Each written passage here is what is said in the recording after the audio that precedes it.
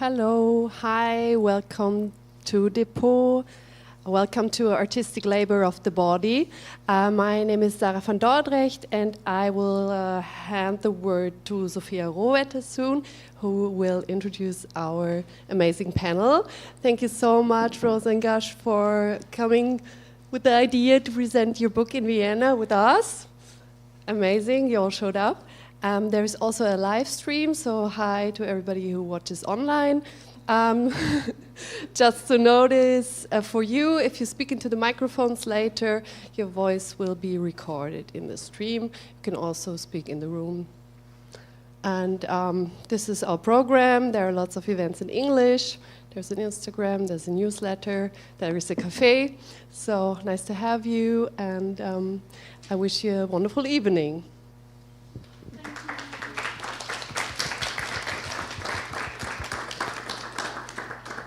Yeah, hello everyone, and thank you all for joining us today to present and discuss Rosanne Gush's book, Artistic Labor of the Body.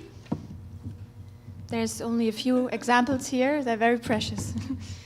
It was published this year as part of the Historical Materialism series by Brill, and as I heard just now, a soft cover book at the price of some cheap thing, is already being published by Haymarket. Rosanne Gush invited the three of us, Alexi Kukuljevic, Jenny Tischer, and me, Sophia Rohwetter, to respond to her book, and we all readily and happily accepted this invitation, I think.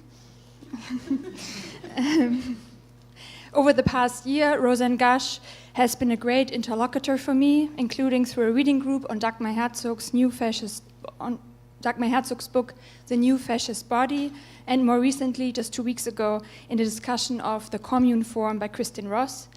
And today I'm especially excited that we will focus on Rosanne Gush's own book, Artistic Labor of the Body.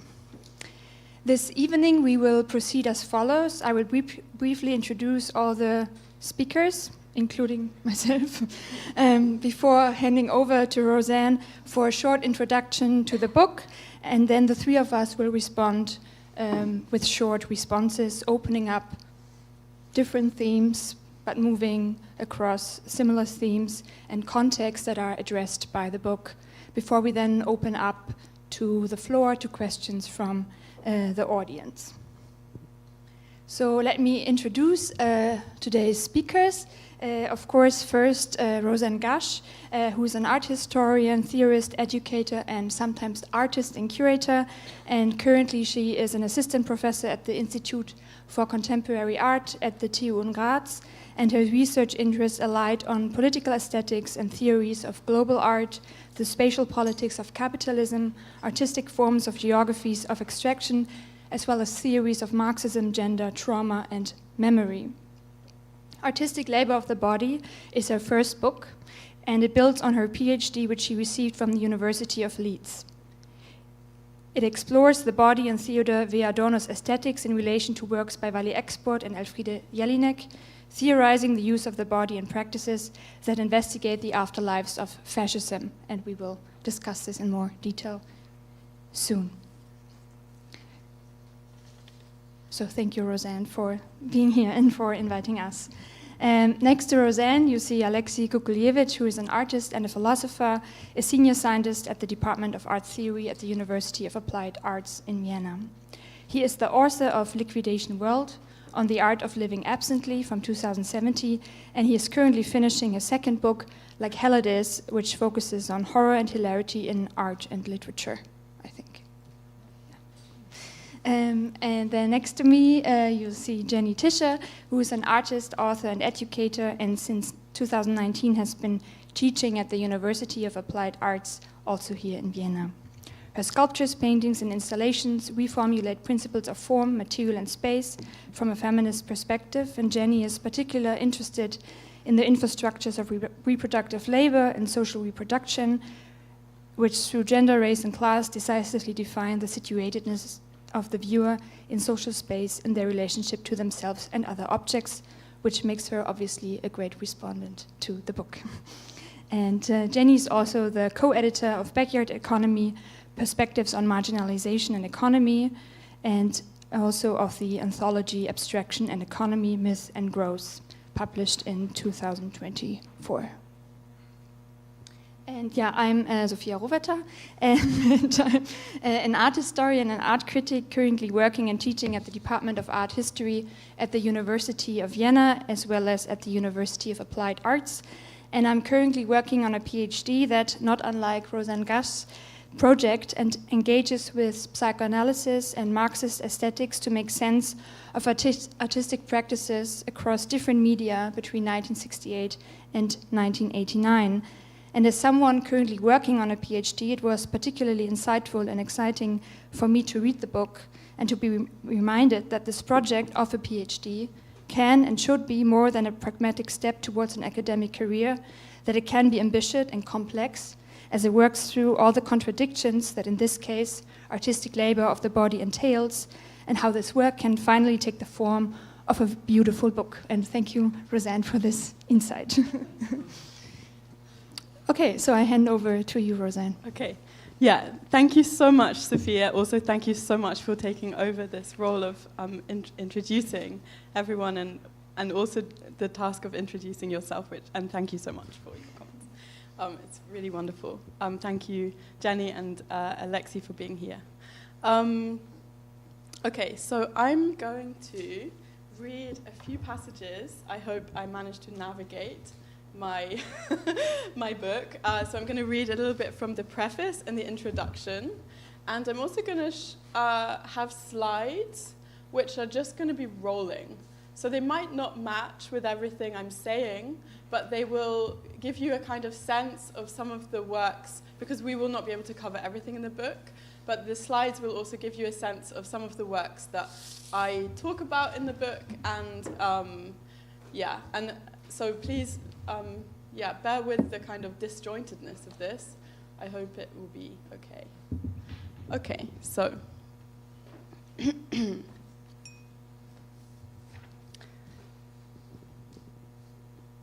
just going to leave it. In 1973, inside her Vienna atelier, VALIE Export transformed her body into a medium, producing a visceral study of pain, a performance etched onto celluloid. Remote begins with the artist seated on a chair with a bowl of milk in her lap. She is framed by a blown-up black and white photograph of two children, which she found at a police station. It is claimed that the children were rent from their parents due to allegations of abuse. In all its moments, this performance film works on identity, explores identity in its formation, asking what identity means and where identity happens. Remote presents identity as emerging from severance, evoked by the two figures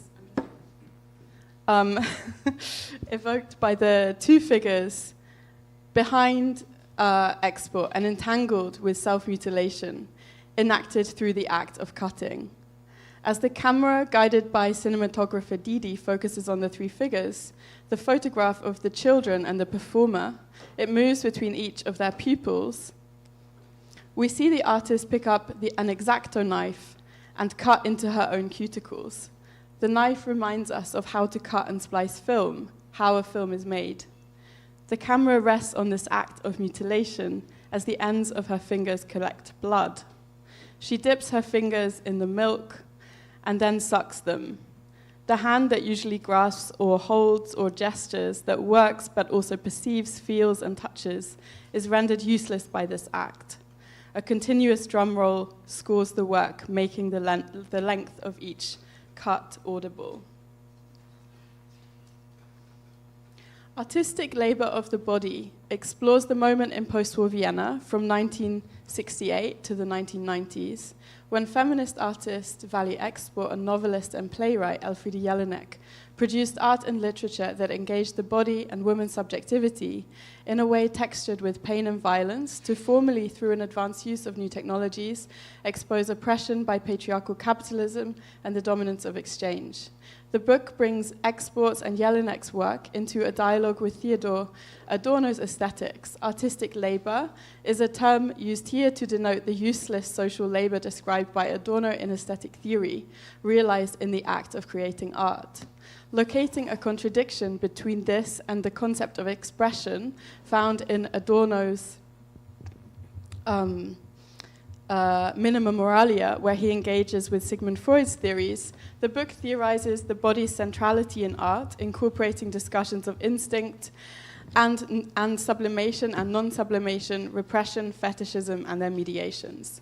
In doing so, it positions the body as both site of the artwork and site of artistic labor. Referring to artworks and texts, archival documents and notes, artistic labor of the body explores how the body is disfigured, or figured and disfigured, in the work of these two artists, investigating the meaning of the gendered body in art in all its painful, pleasurable, pornographic, and ambivalent manifestations. So in the book, I'm interested in how the body is, or works, or is understood through both its libidinal and its laboring capacities. Artistic labor under capitalism is a central concern of Adorno's aesthetic theory, illuminating the limits of the commodity and society ruled by exchange. The relevance of form for art from the perspective of critical theory arises in relation to the dominance of the particular form of labor time, or rather its duration is expressed in value, in the magnitude of value of a product. In these terms, these forms, writes Marx, bear the unmistakable stamp of belonging to a social formation in which the processes of production has mastery over man instead of the opposite. That was a quote. And as such, they appear naturalized. In this framework, because of the useless social labor that constitutes art, it has the potential to deform this form. So, like how I'm trying to understand like how art is constituted, or art where artists are really using the body, or kind of positing themselves as the artwork, trying to kind of understand this in relation, or through this framework of the kind of, or the question of artistic labor as Adorno posits it. So crucially for this book, I propose that there is a contradiction or a gap in Adorno's concept of artistic labor between an idea posited in Minima Moralia, published in 1951, as I mentioned, and an aphorism which is published, in an aphorism titled Exhibitionist, and the more commonly understood idea in his aesthetic theory. So this aphorism produces a concept of expression, which is, it's not a kind of authentic expression, but it is elided in his later work. And this aphorism also marks out divergent approaches to expression and sublimation in the work of Adorno and Freud. And in aesthetic theory, Adorno argues that for Aristotle, sublimation is the ideal function of art. Adorno's natural idealized version of sublimation consigns art, and I quote, "the task of providing aesthetic semblance as a substitute satisfaction for the bodily satisfaction of the targeted public's instincts and needs." And he continues, I quote, "Catharsis is a purging action directed against the affects, and an ally of repression." So catharsis, or purging of the emotions, is implied to be part of the now obsolete mythology of art, and as such is kind of inadequate to Adorno's concept of art as autonomous art. The Freudian notion of sublimation, as Laplanche and Pontalis point out, most commonly occurs in activities where the sublimated force of sexual instinct is intellectual and artistic. The instinct is said to, this is another quote, "the instinct is said to be sublimated insofar as it is diverted towards a new non-sexual aim, and insofar as its objects are socially valued ones," end quote. This form of sublimation is fully entwined with the self-preservation of the subject, describing a process whereby sexual energy or instinct and libidinal desire is severed from its goal or object and diverted to another one of invariably moral, aesthetic, or socially acceptable use, and thus, quote, "an ally of repression."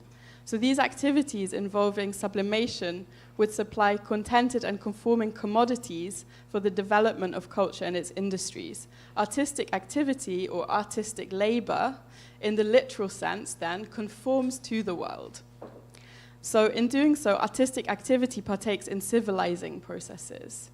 The objects of such activity adapt to the world and are desired by its groups. And for Freud, even in Civilization and its Discontents, he suggests that labor itself is a process of sublimation.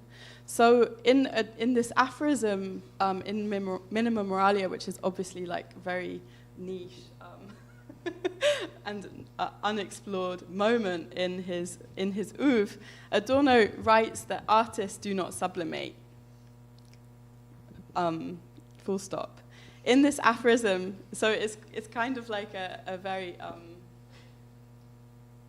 I mean this concept disappears from his later work, but it became interesting to me as something to kind of pick up in relation to these works that I explore that take place in Vienna in the post-war period. Okay, so here there is a concern with the artwork being expressed at once as part of the artist and as existing in the world, revealing psychic conflicts, which I term artistic labor of the body.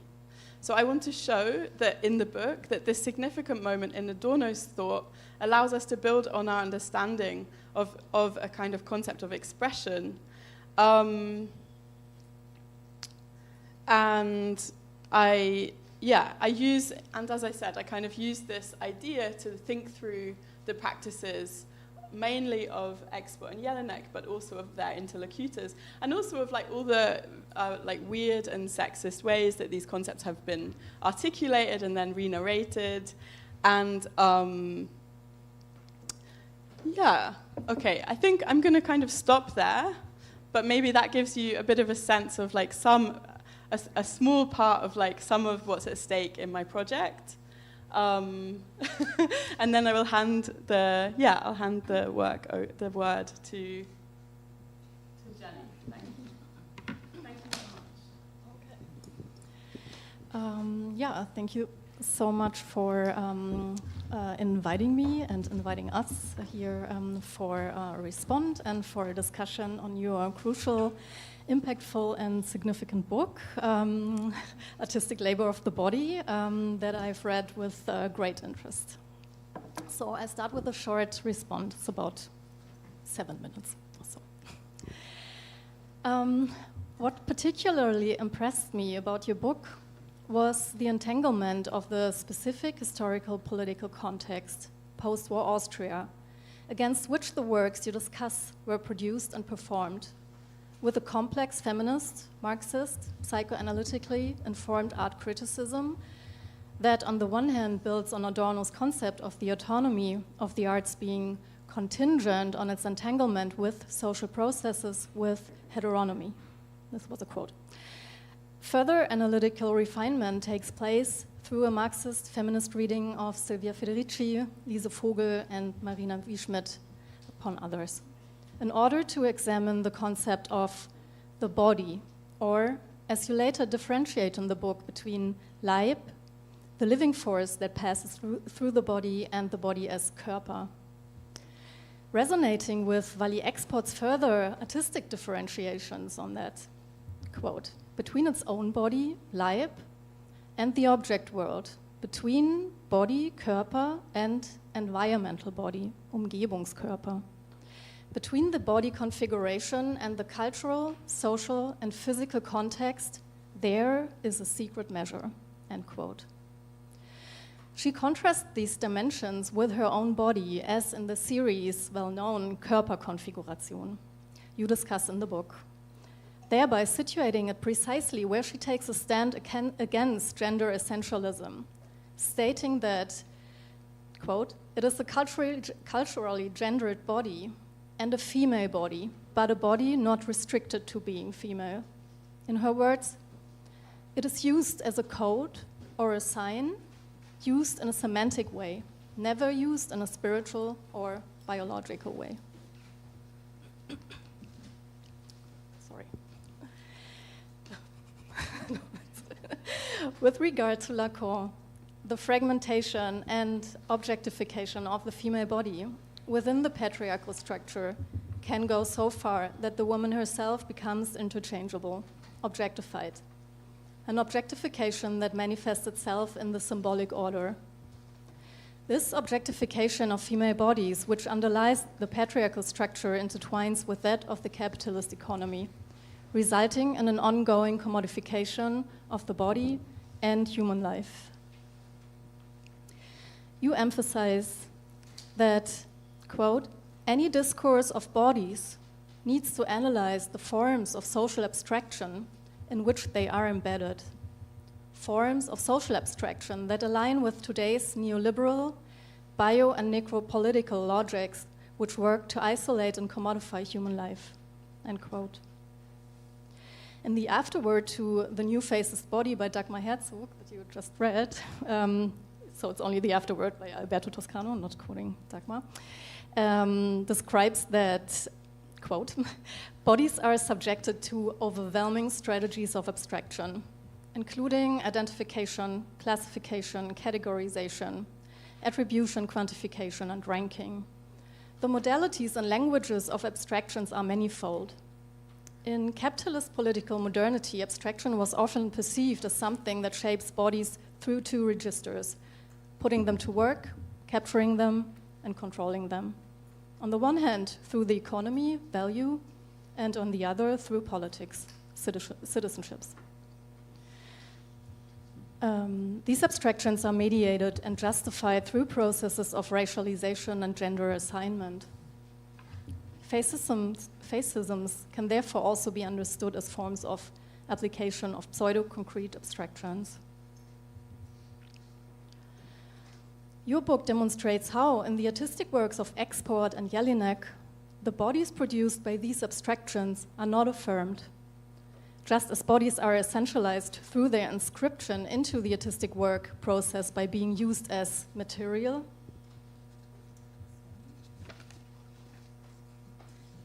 As you elucidated in the section of the book on Viennese actionism through the practice of Mühl and colleagues.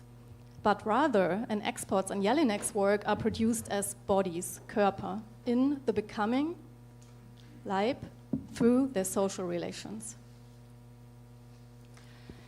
Addressing vulnerability can therefore be politically effective, as it is always situated within structural mechanisms of abstraction, such as capitalist production and biopolitical governance, which, as you highlight in your reading of Marina Wieschmidt's Bodies in Space on the Ends of Vulnerability, I find this to be quite essential for elucidating how a concept of the body understood as material, essentializing, contributes in artistic practice to the fixation of marginalization and vulnerability in the representation of female bodies.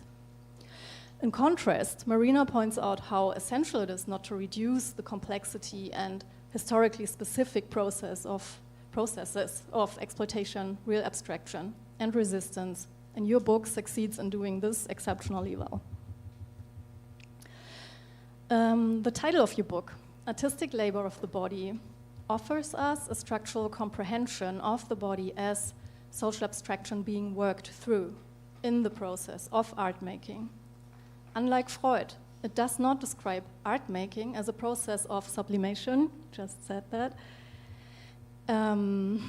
Sublimation, according to Freud, a displacement of objects that does not follow an economy of substitution, as in the case of Verdrängung, nor is it a reconciliation between society and the individual. Rather, following Adorno, quote, that art making can be the display of violent instincts, free-floating and yet colliding with reality, marked by neurosis, end quote. I therefore understand artistic labor of the body as a working process characterized by conflictual social relationships or relations, real abstractions, that produce bodies in the tension between and exports words, body, social construction, transfigured nature. One last paragraph. From this perspective, you also sharpen the question of social reproduction. Quote, by suggesting a situation of total social reproduction, it is art, whose asociality is the determinate negation of a determinate society. that can provide an outside. Moreover, this paradoxical asociality is social because it does not reproduce the laws of society, and in doing so is capable of producing a truth about society. End quote.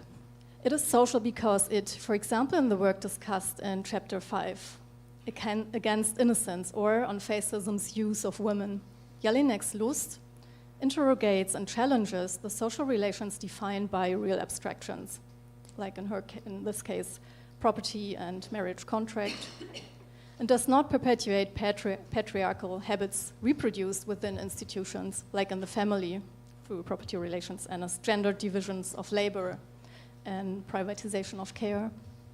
Here, you show once more how Jelinek works through language itself that is reproduced by technology, images, in order to develop a female voice.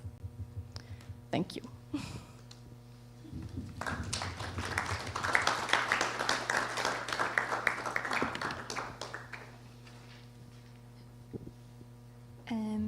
Thank you so much, Roseanne, for the introduction, and Jenny for the response.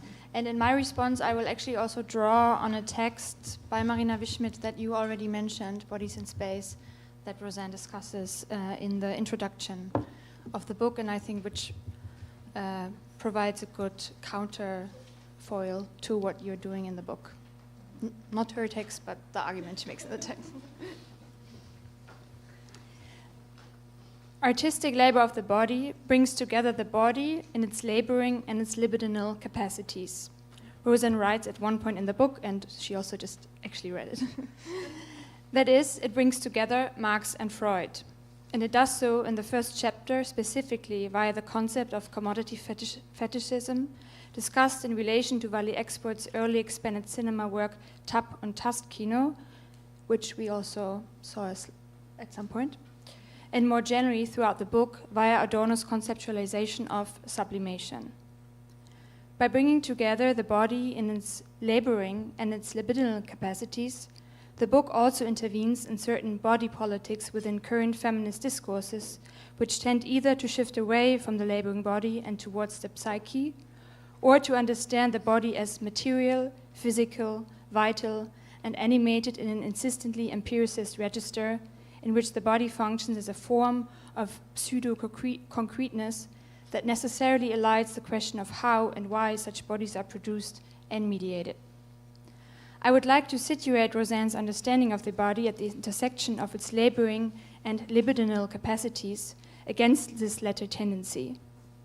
Marina Wischmidt has incisively explored and critiqued this tendency in relation to what she calls an, and I quote, ontologized politics of vulnerable bodies in her 2020 article, Bodies in Space, on the Ends of Vulnerability, which Roseanne discusses productively in the introduction of the book in order to situate the works of VALIE Export and Friedrich Jelinek with the politics of the body, which accounts for the body as material and as a site of artistic labor without jettisoning the psyche or libidinal body.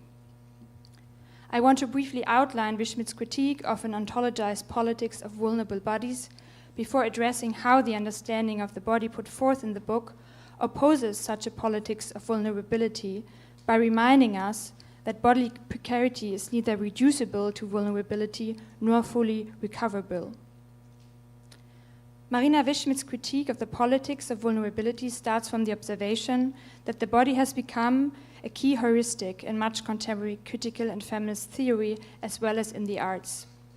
Within these frameworks, bodies are posited as subjects and embedded in a language that prioritizes vulnerability, foregrounding the fragile, isolated, and suffering body. In doing so, the question of how and why such bodies are historically produced and mediated tends to disappear, while fragility and suffering are converted into a form of ethical plenitude, which becomes the basis of a politics of vulnerability which subsumes the political in the ethical.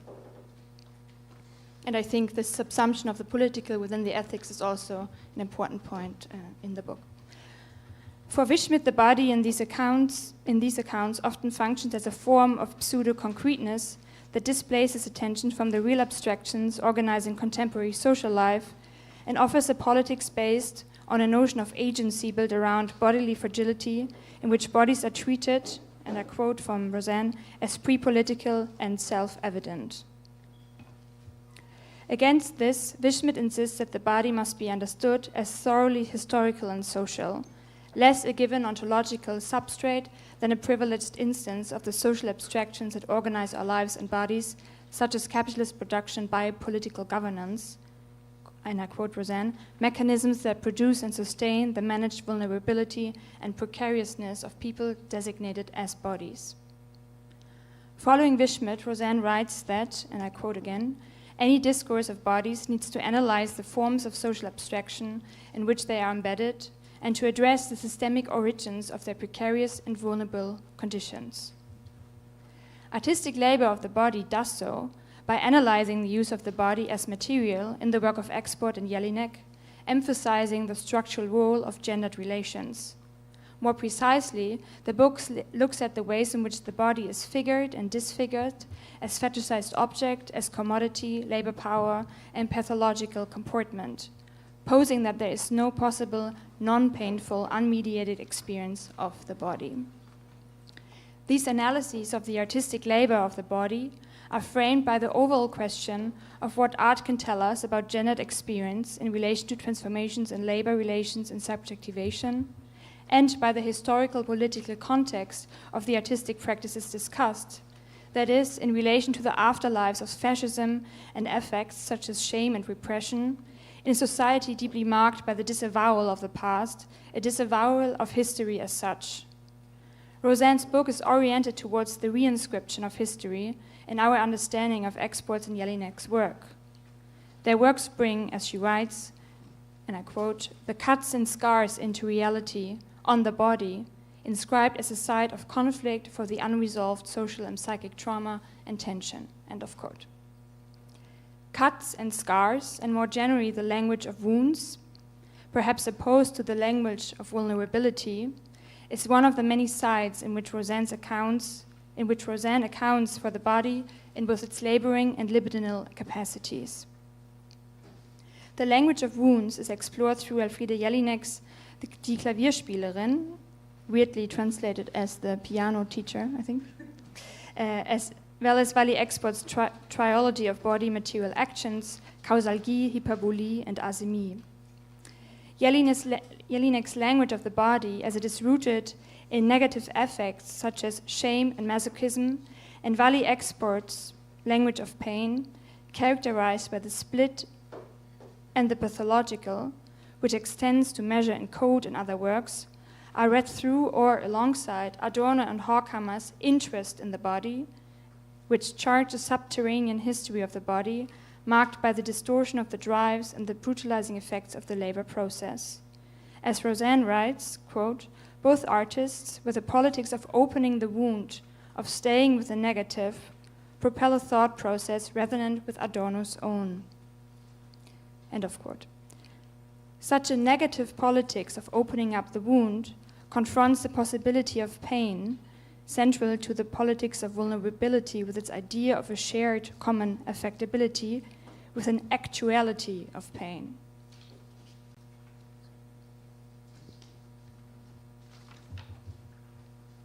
As Roseanne shows in a close reading of Die Klavierspielerin and Jelinek's distinction between Leib and Körper when describing the protagonist's masochistic self-harm, the Leib exists in the moment of the cut, in the moment of body analysis, and the Körper in a past or ongoing temporality. The body analysis is a moment of cutting away the system of patriarchal oppression, but she, Erika, the protagonist, is still contained within the Körper. We could just say that the splitting of the body into Leib and Körper is split present in both the work of Export and Jelinek, problematizes any idea of the ontological givenness and pseudo-concreteness of the body, and complicates our understanding of the way in which emancipatory politics might derive from the body. If Export and Jelinek tore open the wounds to show the repression and reveal the lies of the postwar society of disavowal, as Roseanne suggests at the end of the book, does the politics of the wound risk limiting politics itself to the act of making visible, and more broadly to an ethics of visibility, as in the politics of vulnerability, in which the visibility of living bodies to one another becomes a central political ground? Or could we, instead, from the language of the wound, derive a politics indeed grounded in the negative, perhaps one which makes the negative visible? Okay.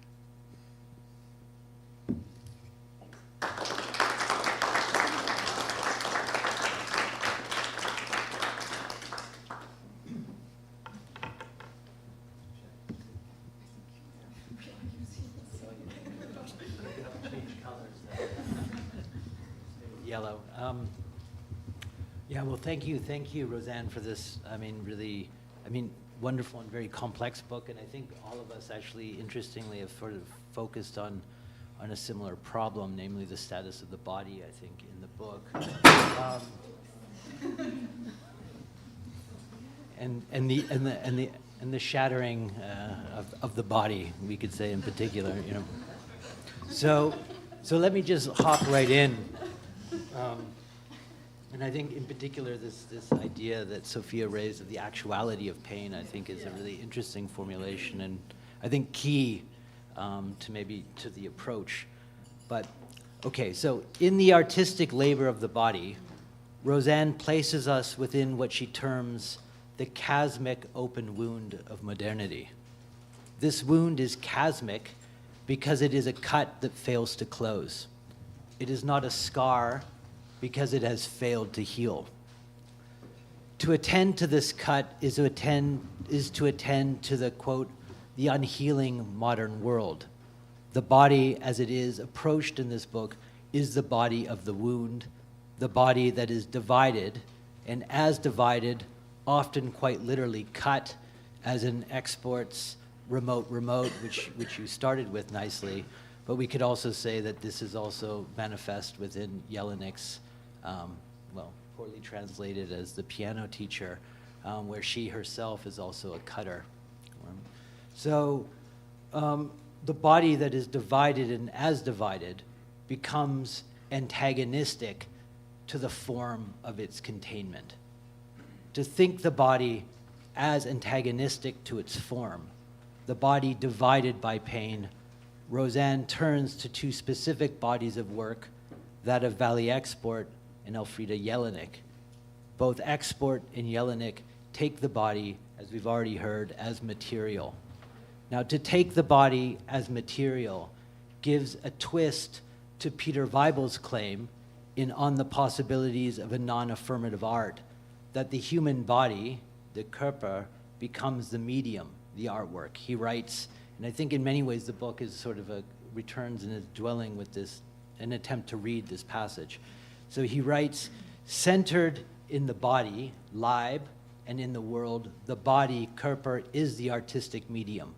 The human body, Körper itself, is the work of art, the material. Whereas this formulation formulates art as the expression of life, the life of the body, Leib, becomes the body, Körper of art, or as Günter Bruce declares, right, my body is the intention, my body is the event, my body is the result.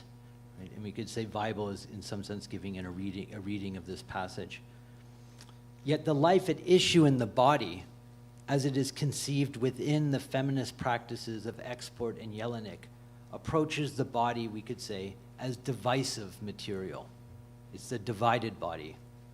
So the body at issue in both of these bodies of work, and I intentionally sort of use this because I think there's an interesting slippage that's happening within the book between the body of the work and then the body as treated in the work, which I'll return to.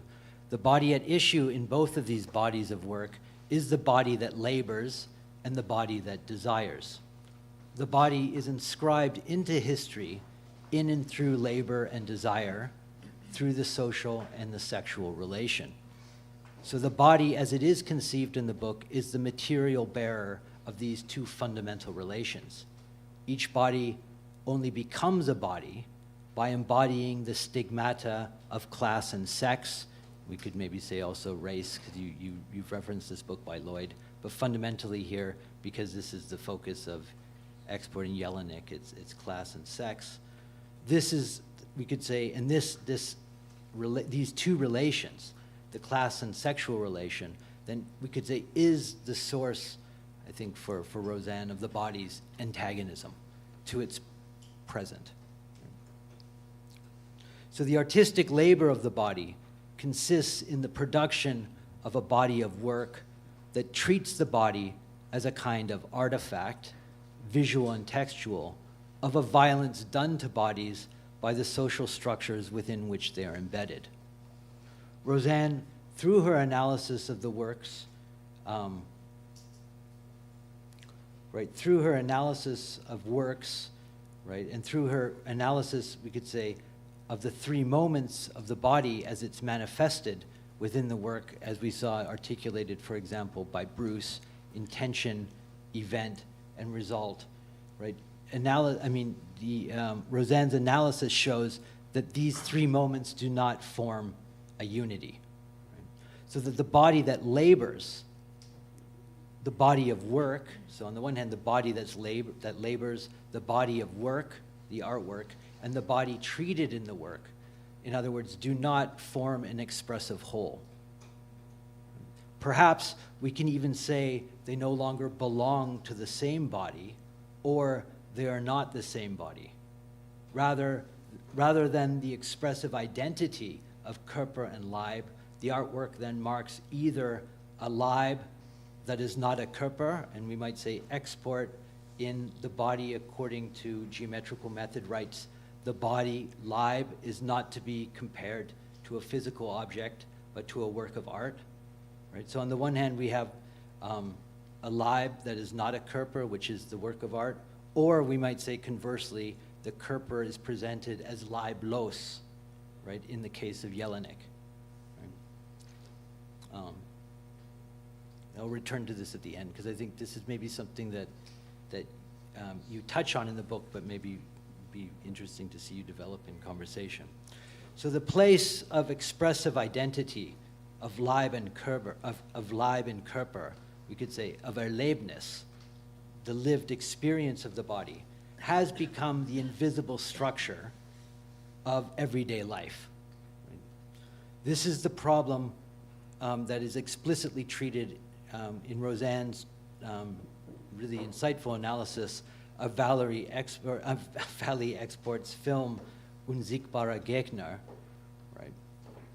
As Weibel puts it, and in Roseanne's words, right? Weibel says, so I'm quoting Roseanne, that the protagonist in this film, the protagonist's consciousness displays no differentiation between concrete reality, observed reality, and media reality.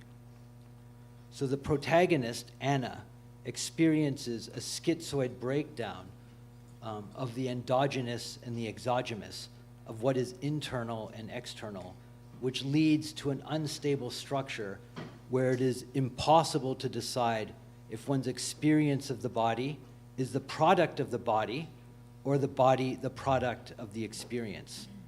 So the experience of reality and the reality of experience become indistinct. Right? And she cites a wonderful passage in the film where the character Anna, in dialogue with the psychiatrist, says, and maybe just as open aside, there's a kind of interesting thread throughout the book where you touch on these moments where a figure is in dialogue with a psychiatrist. And in particular, I mean, it's kind of remarkable, this sort of, where Günter Bruce encounters this psychiatrist of Gross. And so this kind of is an interesting sort of thread throughout the book that you return to. But here we have Anna in dialogue with her psychiatrist, and she says, "What does the person say or do? I only see the shells of people inside. They're empty. They're exhausted and occupied by aliens. I see craftsmen but no humans, priests, conductors but no humans, masters and servants but no humans, young and old people but no humans. I see a great battlefield where humanity killed itself. I see everywhere mangled limbs. I am alone in my search for human beings." So here then, the creation of the Leib, according to Export, right, that is the work of art, makes this indistinction or breakdown observable, an object of research and investigation. So the camera replaces the eye, as Export says in the real. In this text, the real and its double, the body. So in general, and this I think touches on things that Sophia was also saying with respect to Marina's critique of a certain discourse of vulnerability.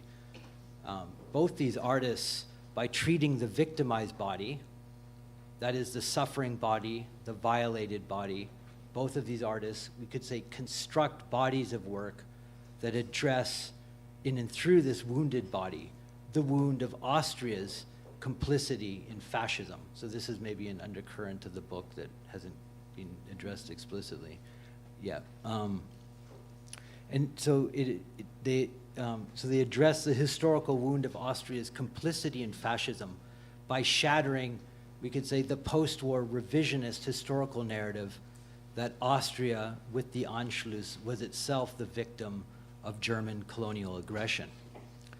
So they shatter it, we could say, by explicitly avowing its form, a body politic that is suffering, but wants to know nothing about it. The work of VALIE, Export, and Jelinek thus turns, according to Roseanne, around a fundamental displacement or shift in stress, as if to say, it is not that we Austrians were the victims, but that we Austrians are the victims of a fascism born of its very disavowal. This is perhaps one way of understanding Roseanne's claim that, quote, the task of this book is to write the historical content of these works, that these works are unable to speak themselves. So these works disconcert the revisionist form of the historical narrative, official state-sanctioned history, through the temporal reversal of its content. We were fascists, and thus we are its victims. This is, we could say, what the works are now saying. So if I understand Roseanne's argument correctly, the artistic labor of the body in Export and Jelinek consists in the construction of a body whose suffering, whose pain, is not the matter of immediate access. In other words, it's not the lived experience of the ones who suffer that is at issue in the book. One can thus deny the false or pseudo self-evidence of the subject who believes they are the victim. Right? It is not the expressive body, right, this victimized body, but the exhibited body that is at play in this book. And maybe this is how I'm reading how you take up and this aphorism that you mentioned of the exhibitionist, this early Adorno fragment. So one of the more crucial formulations of the book is thus, and I think actually, Sophia, you alluded to this, quote, there is no possible non-painful, unmediated experience of the body. Right, this is Roseanne. There is no possible non-painful, unmediated experience of the body. So it is the body put on exhibit that allows us to read in its pain and suffering a wound that places the individual who suffers into a social and historical context. It is through the work, the artwork, that we gain access to the historical content of pain. In other words, what pain signifies. We don't gain access to the individual's experience. So this is just, now I'm ending. So the book admirably then constructs the shared space that Export and Jelinek occupy, right? And I do think this is really one of the remarkable things about the book, is that it really does construct, I think, a theoretical but also a universe attuned to reading individual works that productively renders indistinct, let's say, the distinction between literature and art. You know, I think this is really one of the great things that the book does, that it doesn't approach literature and art as, you know, they're operating within a shared field. So you construct this shared field where, in fact, Export and Jelinek relate in and through, as I've said, this conception of the divisive body or the divided body, right? But throughout you hint at a kind of antagonism, right, between their two positions on the body. One which I just briefly suggested could take the form of Leib contra Körper or Körper contra Leib. So export holds on to Leib as the possibility of transfiguration. And you, on occasion in the book, return to Adorno's formula. That's one of the sort of aphorisms that you quoted at the beginning. What hope clings to is the transfigured body, verklärter Leib. So, but it seems like Jelinek actually abandons precisely this as a kind of, as a deceptive hope. So I'm wondering if you could maybe, maybe talk a little bit about this sort of the interesting tension and divisiveness between these two conceptions of the divided body. That's it.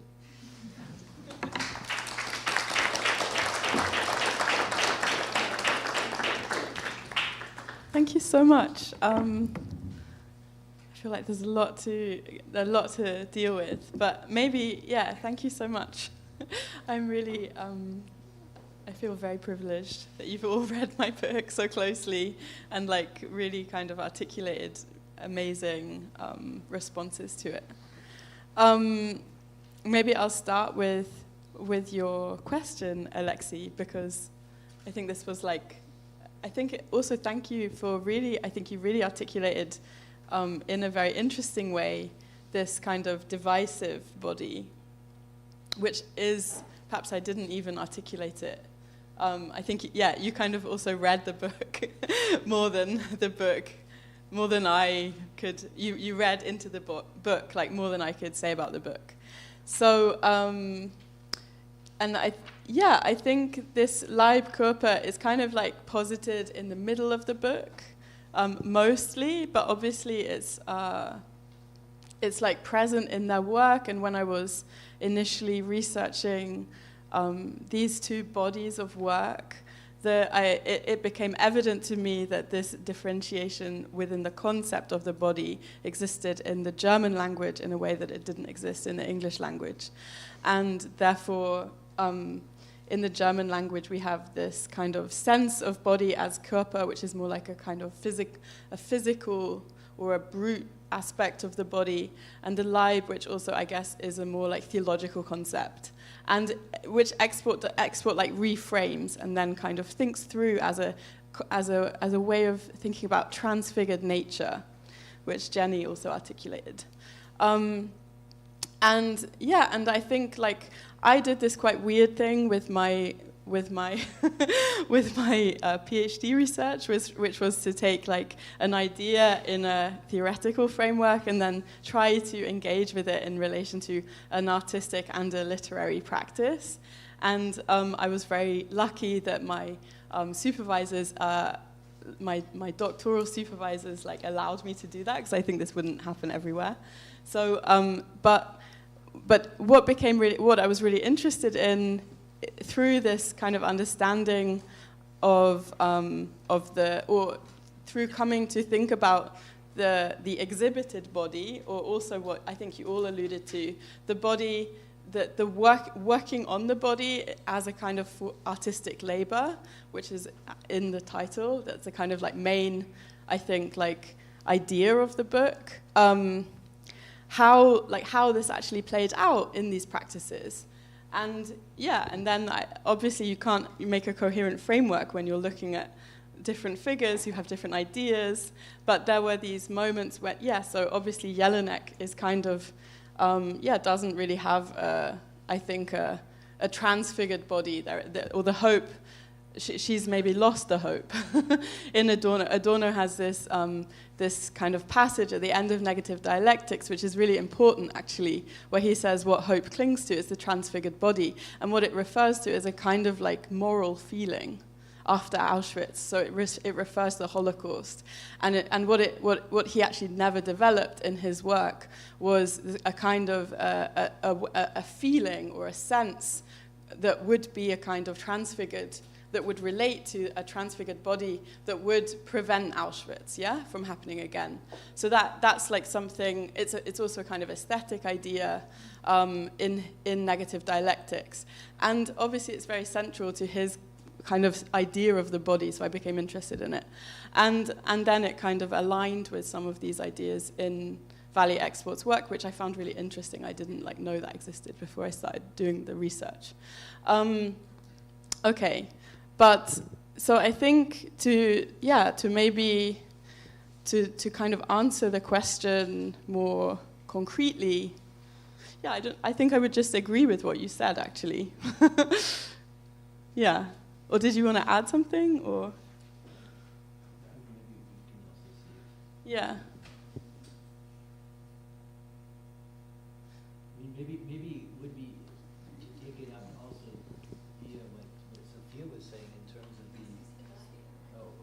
in terms of this question, because I do think it's really kind of interesting, this, like, what happens with the movement from, let's say, the artistic labor, which is on the one hand the labor of production, but what was interesting about the book is that in some sense it's always a matter of reading artistic production from the position of the product, which would be on the one hand the work of art and then the body as treated in the work.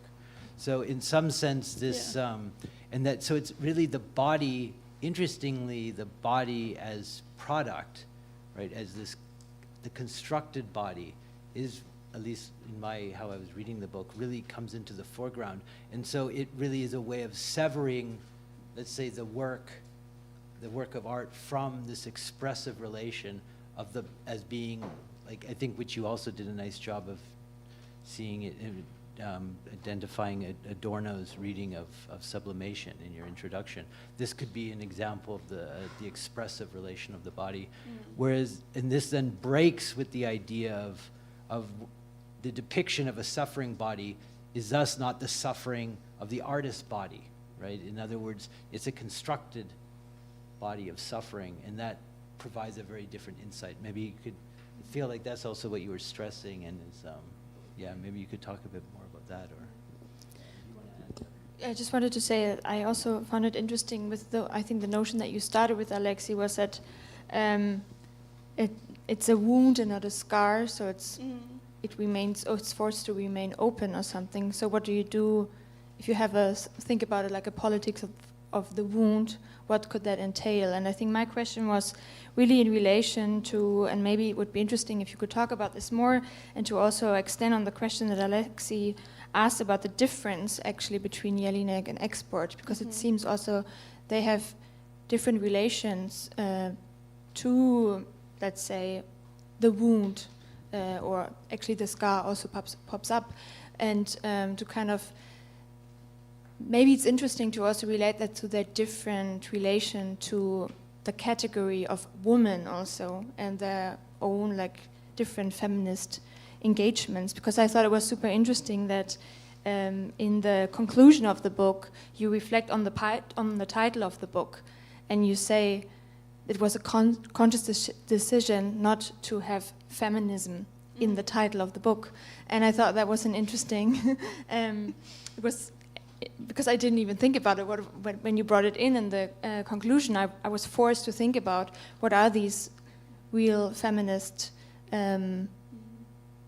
stances that are very different between VALIE Export and Elfriede Jelinek, and the category of woman or the subject. And I think you have this one in the book at some point. You say, you make out this relation very precisely, where you say Jelinek, for the Jelinek, the woman does not exist, and she cannot cling onto this notion of the woman as subject, which I thought was interesting. Maybe you can say a bit more about their different ways of dealing with the body as material. Yeah, there's like a lot there. So I think, no, it's really interesting. So in relation to this kind of idea of the woundedness of modernity, this is obviously like also coming from Adorno, an idea of a kind of unreconcilability after something like like in his mind, like Auschwitz, but we can extend that to transatlantic slavery and so on. But so there's a kind of like intense pain or an intense, intensively like a kind of a woundedness that is marking modernity as such. And that means that that there's like, there is brokenness. And that's the kind of, so it's not, I'm like trying to remember everything. So it's not that there's,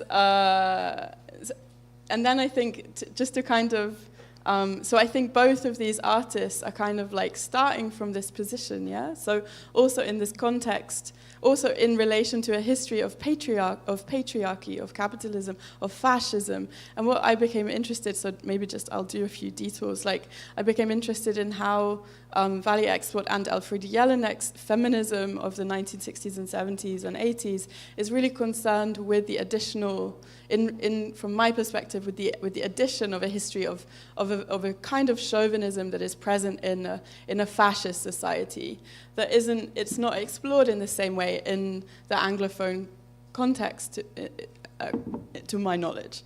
And I was when I started this research, I was really interested in the kind of like Marxist feminisms of the 60s and 70s and also artistic engagements with feminism. So this kind of like question of the woundedness or the victimization, which I became very interested in, like how do these artists figure the victimization of women, like also contra Marina's kind of like teaching, you know, not to focus on the pseudo-concreteness of the body, but obviously the suffering or the pain of patriarchal, chauvinistic capitalism has like impacted in the history of women to such an extent that it obviously is like kind of cannot be overcome in a way. So so I obviously chose to really like focus on their works and what their works are exploring, and those works are exploring suffering, like violation, and all these things. And so but then I also became interested in the question of victimhood and in the kind of victimization within discourses of feminism that have, like, you know, whenever we write anything, we're kind of concerned with our own present in looking at the past. So this is quite a long-term project now, but I was obviously like, it kind of traveled with me through like the early Trump years and Brexit and the FPO here, and then again like in 2024 with the reiteration, and now we're in a kind of process of fascistization. So that was the kind of like present that I was thinking in or kind of impacted by in relation to my reading of these historical works, and then the question of the victimization in the history of feminism, and this is taken up in the 5th chapter, becomes like very complicated because obviously there's all sorts of like blind spots, and the history of feminism is very complicated, and there's all sorts of disavowals within that history, and so I also became kind of interested in how self-victim, or like how the kind of what the blind spots were within this history. And Jelinek definitely has a kind of critique of well, I think she has her own blind spots as well, for sure, that we've seen like in the present, but like she's done a lot of work as like in historically, so but she's seeing the blind spots of a kind of like white, what we would call like a kind of white or civilizational feminism.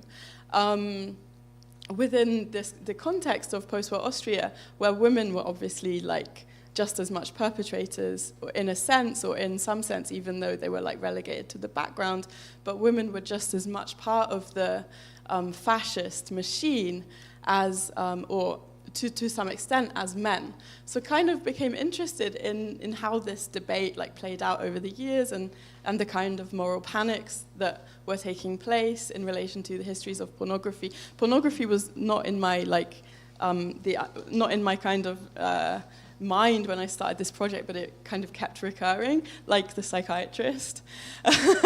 So the psychiatrist is also kind of an interesting figure, actually.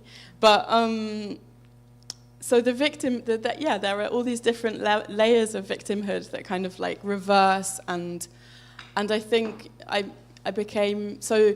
Not including feminism in the title wasn't to disavow feminism, because I absolutely don't believe, I believe we need feminism like more than ever, but to kind of like not to kind of put it in the center of the title. Does that answer your question? Because of this history that I do explore, and it's very complex. And yeah, I also understood it to kind of emphasize the concrete feminism of this concrete historical moment in post-war Austria. And I think, I mean, the book is very, very great also as a history book, because I think the first chapter is so brilliant and really tracing the whole victim doctrine and so on, and kind of laying out also in regards to the politics of eugenics and so on, the really fascist politics here in Austria, and especially its afterlives after 45. So I thought this was really important and brilliant in the book, how you bring in the very concrete historical context. Yeah, maybe I would just add one thing to that, because that was something that I hadn't read in any literature looking at this work. And so I was kind of interested in this kind of ahistorical understanding of this literature that only read it through the lens of like a certain perspective of feminism. And then like when you look at the work, you see all sorts of things which are just not, which relate to this context, to this history, to this disavowal of Nazism and the kind of continuity of like major figures within the NS regime, like in the society. So that's something that I kind of like zoomed in on to. So there could be a subtitle which is like victimhood, history, and woundedness or something. Yeah. I just wanted to add that I also understood the title as maybe leaving out feminism in or feminisms in the title is also because the body is like an abstract category that is worked through the work of artistic labor. So this is I think super important to understand throughout the book, that it's of course then you situated in the very specific historical context, which is amazing. I also learned a lot, and but this plays back to the understanding of the specific body in this time, of the specific feminism also that in Export's example is opposed to a central naturalized understanding of the female body, and I had a question, but I'm like lost in this. Sorry. Yeah, there's a lot. I would have one more question, which I think is a very important aspect of the book, and which Alexi alluded to and I didn't, and Jenny I think also not, but I think it's very crucial for the book, and this is the question of technology and mass media. And you did, yeah, I didn't. And I think it's very interesting because the passage you just read out in the very beginning, referring to this video work, which is a video of a performance, you could say, shows the body cutting itself, and you also refer to the very production of film through cutting.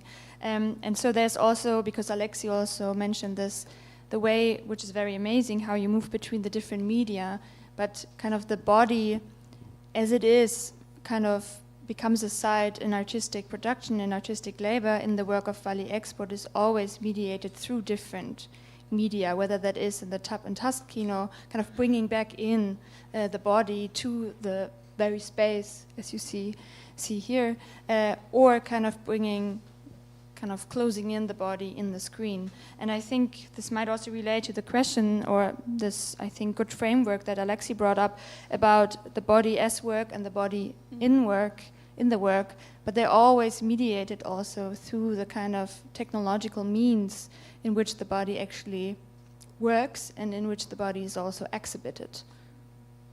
And produced, like in the, for example, on Jelinek's Lust, where she includes always the image, like the photography that is also part of, or trying to integrate the gaze, or breaking up the gaze that is, positioning the body and producing the body in a certain way, like in this case, in the patriarchal structure. Was it a question? Maybe a question.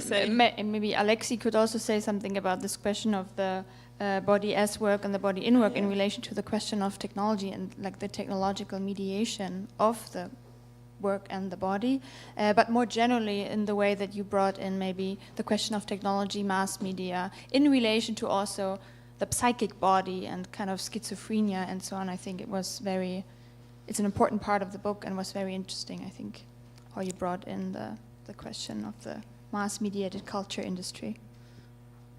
Yeah, I think it's absolutely, thank you for bringing that up. Obviously, this is also to do with the kind of the moment that these artists find themselves in, which is one kind of dominated by a new mode of mass media, new media like film and television and forms of advertising. So you also get it with just even from the very beginning of Export's practice, where she puts herself like, or her name on a cigarette packet, and she kind of she follows Duchamp, and she kind of refers to the ready-made, and then she says, okay, artist, she said VALIE Export, artist as commodity. So this is also relates to what Alexi was pointing to, and I think I do also talk about to some extent in the book, which is the body as work and the body in, or like the kind of the commodified element of the body, where she's thinking about like the image of woman, or the kind of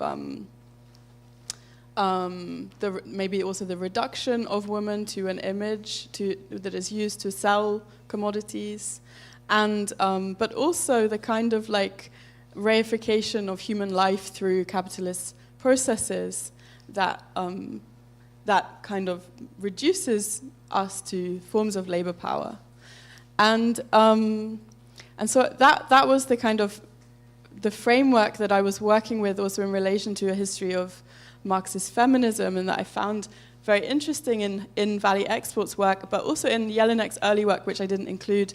I have like some work on her early work, Die Liebhaberinnen, which I didn't include in the book, but where like the attention is also really on the kind of, it's really like a very like Marxist feminist novel about like women working in factories versus like women working in the home, and kind of comparing these two positions. So there's really like a kind of attention on labor processes, but also the mediation of those within mass culture that then became like crucial in this moment, and that is then like observed by these artists and they integrate into their work. So I think that also became very interesting for me in relation to the question of reproduction. So there's both this kind of reproduction within the image space and also a kind of reproduction of, or non-reproduction of life or something in an artwork versus the kind of questions of reproduction that take place in work, actually. So I think that these artists are kind of working with these questions quite explicitly. That's how I was kind of framing it. Mm-hmm.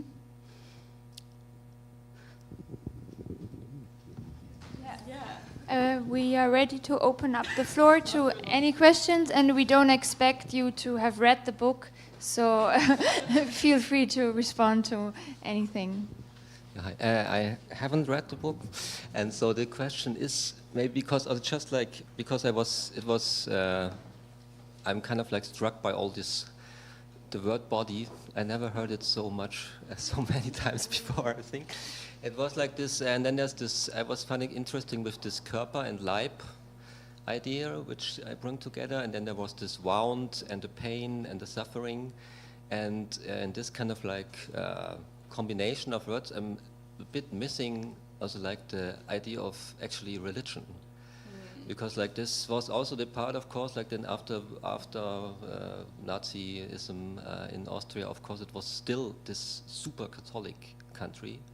And also with the idea of maybe that, of course, like in Catholicism, something like transgression takes place, which is also maybe opposed to reproduction in a sense.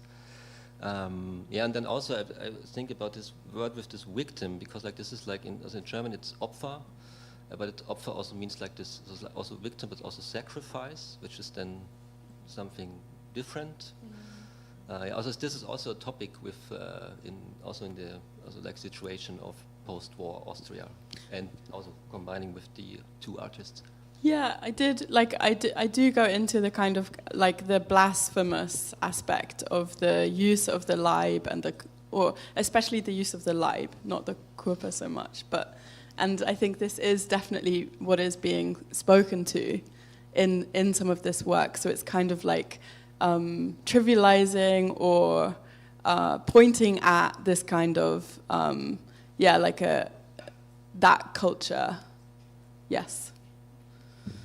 If I remember correctly, it's also in your reading of the Klavierspielerin, in which you also specifically draw on this religious connotation of the Leib and kind of emphasize how Jelinek works with regards to shame through exactly. So and I think this comes up continuously actually through it. So thank you for raising it.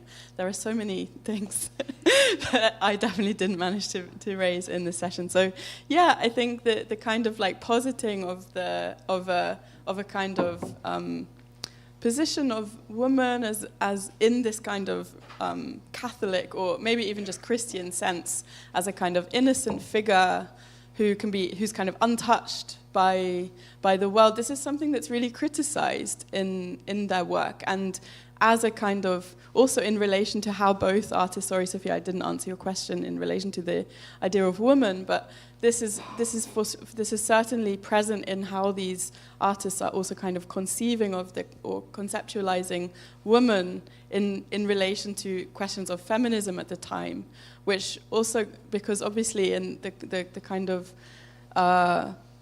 in the iconography, or also in relation to the history of art, like women were just not present. There wasn't an iconography of women, so that's why in the 1970s women started like also looking at themselves. They started picturing themselves. They wanted to also create an image of women against the kind of historical, due to patriarchal and religious structures, exclusion of women from this field, from this space.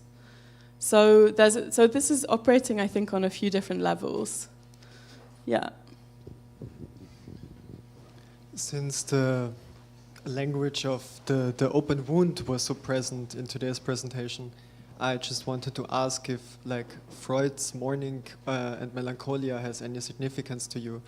I'm specifically thinking about authors like Gillian Rose, who are very much attentive to also like the fascist associations with melancholia, or like people usually associating melancholia as like the right-wing position and mourning as like the progressive position and so on, where I'm personally very invested in that. So I was thinking a lot about like specifically Freud's recurring language, also about like mourning as an artistic as a potential for artistic labor. Yeah, thank you so much. I love Gillian Rose. So she's definitely really like or has been, I'm not reading her so much right now, but she has been really like central to my thinking. And I write about her also, like, or I use her work in the book, and she's very instructive for me. And I think her book, Morning Becomes the Law, was also very instructive to me as well. But I do think I do think in some ways, like Jelinek especially, she's stuck in a melancholia. And, okay, that's my claim. and I think that there's also recently some also more interesting work that I'm not talking about because this is from the past, but like that's kind of reading melancholia and mourning in slightly different ways. But yeah, I think that also like dealing with the woundedness or going into it and not covering it over. This is really very Rosian, and yeah, and it was definitely kind of in the back of my mind when I was kind of thinking through these practices, as was her book Judaism and Modernity. This was also really interesting to me in thinking through some of this historical time as well. Yeah, thank you.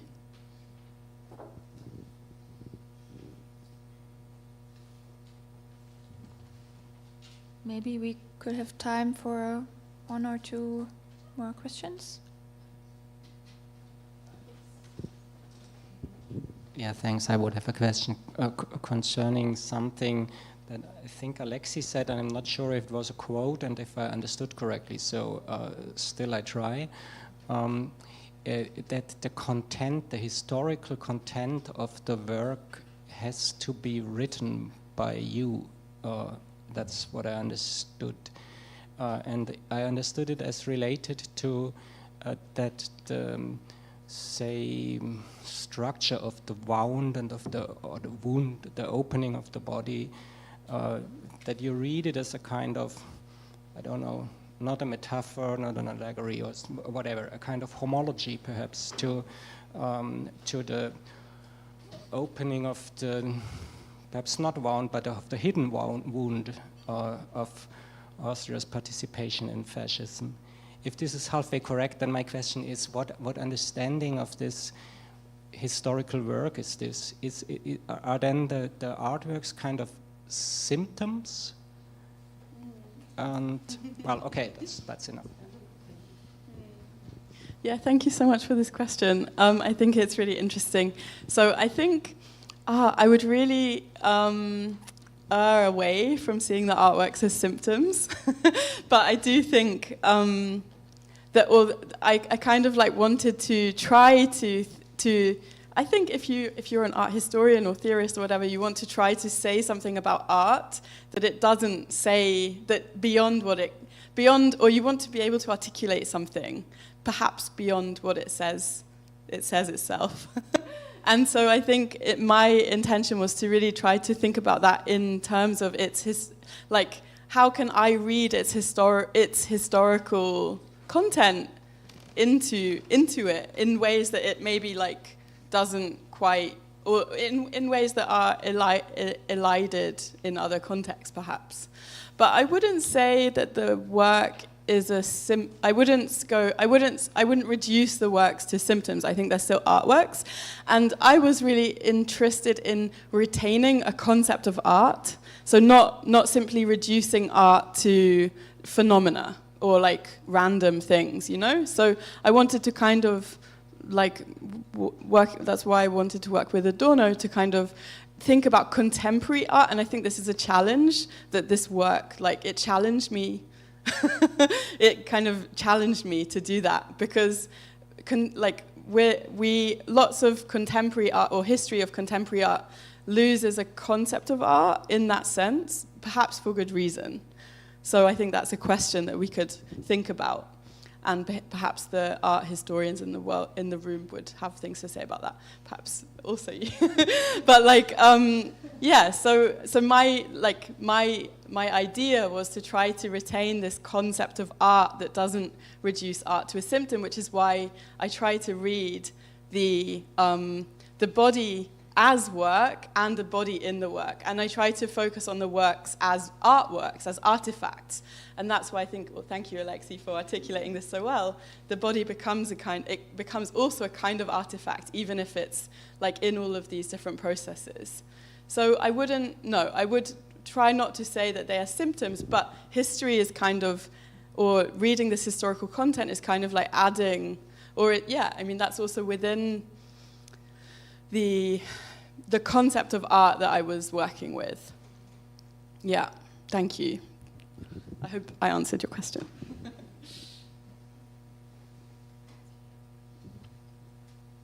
One more last question, otherwise we can have also like an informal discussion at the bar, and you can buy the expensive version of the book or the cheap version of the book.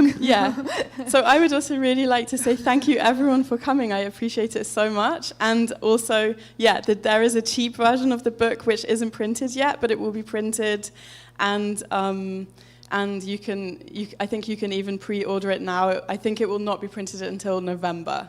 But it's 18 euros, so I would definitely, if you're interested in the book, this one is very only for university libraries. Thank you. Thank you so much, and Roseanne will be back at Depot on May 20th at Crit Cross, and in conversation with Frida Sandström from Palette Art Journal Copenhagen. So it would be nice to have you back. Thank you so much for your contributions, and Sophia for the moderation, and have a nice evening. Yeah, and thank you, Sarah. Applause for Roseanne's book. Thank you, and thank you so much, all of Alexi, Jenny, and Sophia. Thank you, and thank you.